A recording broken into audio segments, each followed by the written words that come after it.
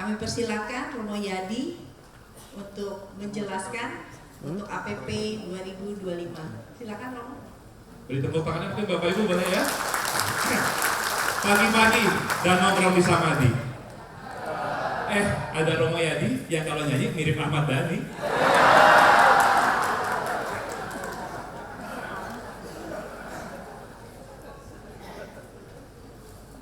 Pintar juga untuk membuli ya. Bapak Ibu selamat pagi. Kalau saya bukan bagian yang religius, jadi audio dari aman ya? bagian saya adalah yang Audio. miskin ya. Ya. Tetapi yang religius tadi itu menjadi sangat penting karena kalau tidak, lalu nanti apa yang kita lakukan itu tidak ada bedanya dengan lembaga kemanusiaan pada umumnya, misalnya LSM atau apa. Maka dari tema ini kita akan melihat sedikit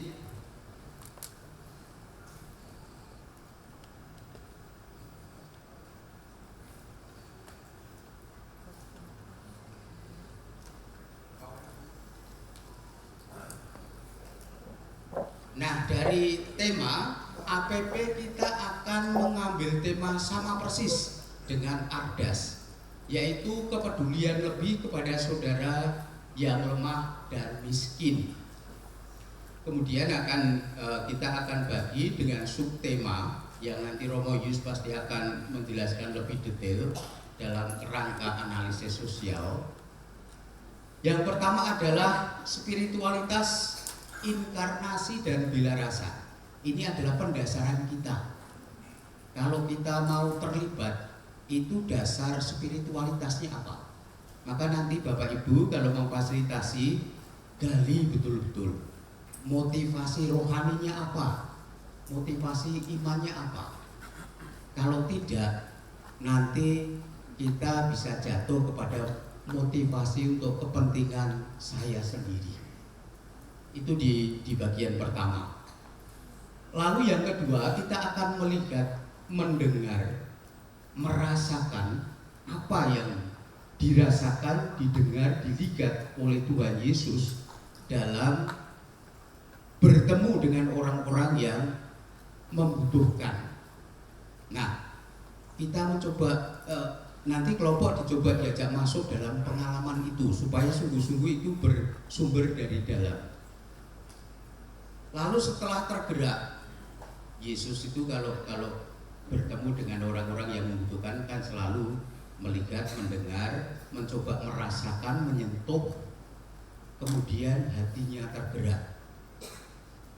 Kalau hatinya tergerak, seperti tadi yang disampaikan Romo Ju, tadi kan banyak orang yang akhirnya tangannya juga tergerak, hatinya tergerak, dan kita bisa membuat gerakan bersama seperti Rumah Teduh Suryo yang luar biasa. Bahkan belum ada orang yang menghuni pun semua sudah ingin terlibat. Nah ini pasti karena digerakkan dari dalam, dari gerakan yang diinspirasikan oleh Roh Kudus. Maka lalu kita berani mengambil keputusan, atau sering kita diskresi, dan diskresi ini sudah digunakan secara populer juga di kalangan pemerintahan ya. Sebetulnya itu kan diskresi itu pengambilan keputusan rohani, mau melakukan apa. Kemudian kalau tergerak hatinya lalu berdiskresi, pasti ada suatu aksi. Jadi nanti diharapkan dalam pertemuan terakhir akan merencanakan sebuah aksi yang tolong lebih itu maksudnya apa, nanti dimaknai.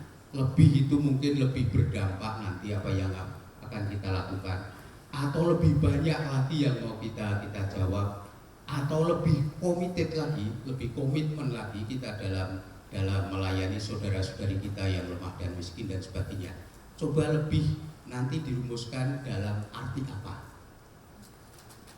Nah, yang lemah dan miskin itu masih banyak ya pengertian tentang lemah dan miskin. Sekarang TSBB 1 bekerja sama dengan Komisi PSC sedang mencoba membuat Dupras untuk umat kita yang prasejahtera, karena data terakhir itu tahun 2020, jadi sudah out of date.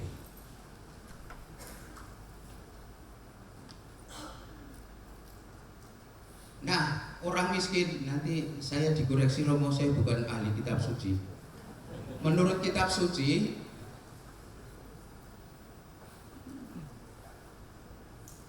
orang miskin adalah orang-orang yang kekurangan sumber daya ekonomi, hukum, dan politik untuk mandiri.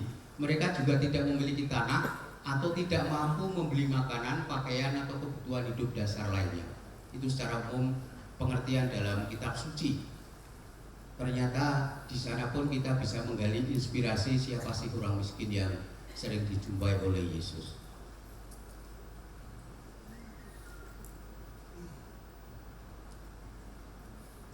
Nah, kemiskinan ada dua secara garis besar, kemiskinan sosial ekonomi, tetapi juga ada kemiskinan mental dan spiritual. Itu nanti dalam analisa sosial tolong juga diidentifikasi ini. Ada nggak unsur-unsur itu? Nah, kalau dalam kitab suci ada dua kelompok orang miskin. Yang pertama itu adalah PNS, orang yang melakukan kerja tangan, misalnya petani, penjaga toko, pekerja bangunan, buruh, dan sebagainya. Pokoknya mengandalkan kerja tangan.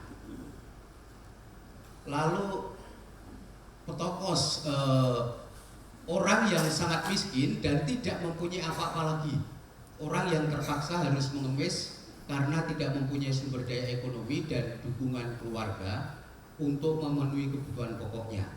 Dalam perikop tadi yang renungan pertama itu seorang janda yang ada punya anak satu. Nah, kalau anaknya meninggal, dia sudah nggak punya apa-apa, maka Tuhan Yesus selalu menyembuhkan anak itu. Ini kurang lebih kriterianya di bagian samping. Mereka tidak mempunyai banyak waktu dan tidak memiliki sumber daya cukup untuk sekedar memenuhi kebutuhan pokok. Jadi ada pemasukan tetapi nggak cukup, dan juga nggak punya kesempatan untuk rekreasi, untuk pertemuan seperti kita ini. Jadi waktunya habis untuk mencari nafkah dan itu belum cukup. Lalu mereka juga miskin secara ekonomi tetapi tidak miskin secara sosial. Mungkin masih, kalau dalam konteks sekarang masih bisa mendapatkan bansos, makan siang gratis. Jadi apa enggak nih? Seperti itu. Jadi masih punya keluarga juga yang bisa membantu walaupun tidak mencukupi. Sedangkan yang kelompok dua ini yang memang kelompok paling miskin. Jadi tidak hanya kehilangan sumber daya ekonomi tetapi juga kehilangan dukungan keluarga dan sosial. Sudah nggak punya anggota keluarga yang membantu, tidak punya BPJS, tidak bisa akses kebutuhan-kebutuhan dasar dari bantuan pemerintah. Ini banyak di sekitar kita, orang-orang yang tidak punya KTP di Jakarta itu juga susah. Pengungsi lintas negara itu juga susah. Lalu mereka menjadi pengembara, pengemis, orang asing yang kehilangan akses ekonomi dan dukungan sosial. Kalau di rumah itu gereja-gereja besar itu biasanya ada penjaga pintu, dan kebanyakan pengemis penjaga pintunya. Itu mereka orang yang dari Eropa Timur gitu, yang memang nggak punya akses apa-apa, bisanya ya yang mengandalkan bantuan itu. Nah, orang miskin pada zaman sekarang yang bisa kita baca ya dari data BPS ya, itu yang dirumuskan, walaupun ada kritik itu belum mencakup, itu baru sisi ekonominya, belum sisi yang lain. Jadi orang miskin adalah orang yang tidak memiliki sumber daya atau kemampuan finansial untuk memenuhi kebutuhan hidup yang paling dasar. Mirip-mirip dengan pengertian dalam kitab suci. Lalu yang kedua, orang yang kurang atau tidak mempunyai sumber daya yang dibutuhkan untuk bertahan hidup, yang diperlukan untuk memenuhi tingkat standar hidup minimum tertentu yang diharapkan di tempat di mana ia tinggal. Jadi standar orang miskin di Jakarta dengan orang miskin di daerah beda. Kalau di Jogja makan 20.000 itu sudah bagus. Tapi di Jakarta 20.000 kalau saya makan di taman dekat katedral itu paling Indomie rebus 20.000. Ya. Tapi kalau di Jogja sudah lumayan mewah. Jadi kalau pergi ke Jogja itu biasanya berani traktir orang, tapi kalau di Jakarta nggak berani. Ini yang pertama dikatakan, poin pertama, orang yang mengalami kekurangan sumber daya dan sarana yang diperlukan untuk memenuhi standar hidup yang paling dasar, pangan, sandang, papan, itu adalah kemiskinan absolut. Sedangkan tadi yang kemiskinan tergantung dari mana tempat tinggal, itu kemiskinan relatif. Nah, Bapak Ibu Romo, Suster, yang di DKI dan sekitarnya standarnya, kalau di penghasilannya itu di bawah 825.288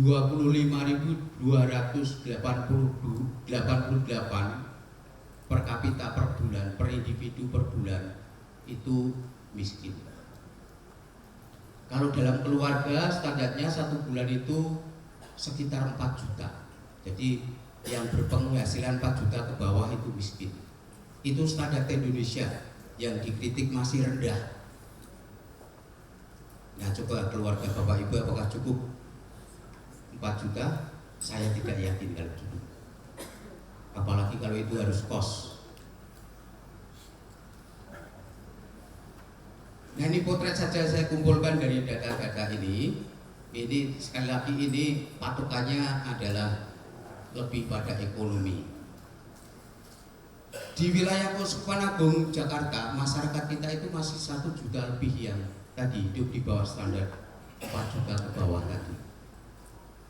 Ini hanya secara gambaran umum saja ya. Nanti data lebih validnya kalau kita sudah mempunyai data Dupras yang umat kita berapa. Bisa dilihat daerah Bapak Ibu semuanya, termasuk persentase kemiskinannya. Jakarta Selatan memang daerah yang paling kaya ya kalau dilihat dari sini. Jadi penduduk yang miskin itu hanya 3,03%. Kepulauan Seribu, di mana ada pagar laut, miskin 13%. Jakarta Utara, nah ini yang berdampingan dengan Big 2, miskin 6,44%. Lalu di bagian kanannya itu adalah jumlah penduduknya. Jakarta Timur, ternyata Jakarta Pusat juga banyak orang miskin juga. Jadi yang paling rendah memang Jakarta Selatan. Yang dari Jakarta Selatan siapa ya ini? Wah, orang-orang kaya, nanti bantu kami yang miskin-miskin yang di situ ya.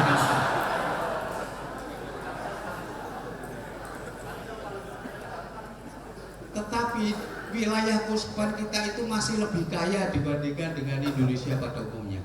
Karena persentase untuk Indonesia itu 9% orang miskin.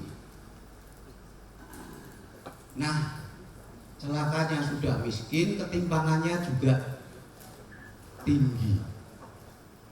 Gini rasionya, ketimpangan, ketidakadilan sosial, pembagian rezekinya tidak merata. Nah, silakan lihat ini, kalau nilainya 1 itu berarti tidak ada ketimpangan. Ya, patokannya kalau nilainya 1 tidak ada ketimpangan. Kalau nilainya 0, ketimpangan total. Jadi nggak ada memang yang 0 ya. Jakarta itu 4,23, 0,423 dari antara 1, hampir 5%. Jadi itu tinggi ketimpangannya. Sedangkan di Indonesia rata-rata 3,79. Nanti bisa dilihat sendiri mana yang daerah yang paling banyak ketimpangan kalau dilihat di sini. Sekali lagi Jakarta Utara. Ada yang di PIK tetapi juga ada yang di Muara Angke, ya. Lalu Jakarta Barat,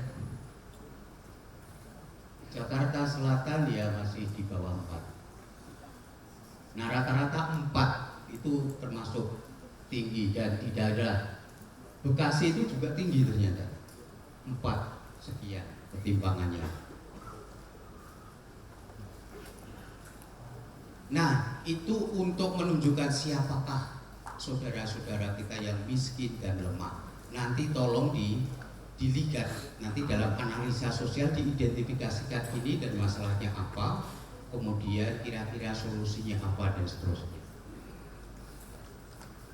Nah karena tadi isi kitab sucinya dalam setiap pertemuan itu sudah dibahas, maka yang saya usulkan dalam setiap pertemuan itu ada intensi atau rahmat yang kita mohon. Yang pertemuan pertama tentang spiritualitas inkarnasi dan bila rasa, kita mohon rahmat, keterbukaan hati, kesadaran dan rasa syukur yang mendalam atas pengalaman kasih Tuhan.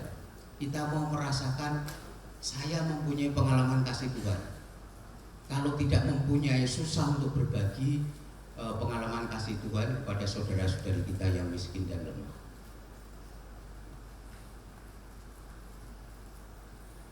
Lalu pertemuan kedua, mohon rahmat agar diberi anugerah untuk dapat melihat, mendengarkan, merasakan penderitaan saudara-saudari kita yang lemah dan miskin dari kacamata mereka. Kita ajak untuk merenungkan apa yang dilakukan Yesus. Melihat, menyentuh, mendengarkan, kemudian tergerak hatinya dan melakukan sesuatu. Kira-kira skemanya begitu kalau Yesus bertemu dengan saudara-saudara kita yang miskin dan lemah. Jadi kita mau melihat dengan mata hati kita, mendengarkan dengan seksama, lalu merasakan apa yang mereka alami dan seterusnya. Nah, setelah kita mengalami pengalaman kasih, kita bisa mengalami pengalaman melihat, mendengar dan merasakan. Kemudian kita mohon rahmat untuk mau dan mampu mengambil keputusan. Apakah setelah saya tergerak hati saya bisa mengambil keputusan. Maka supaya mampu, kita mohon rahmat itu dalam pertemuan-pertemuan nanti. Lalu yang terakhir, mohon rahmat agar diberi anugerah kehendak dan komitmen yang kuat untuk menyusun dan melaksanakan rencana aksi nyata kepedulian. Setelah kita memutuskan, oke, saya mau peduli, saya komit waktu saya komit untuk melayani, maka lalu membuat perencanaan.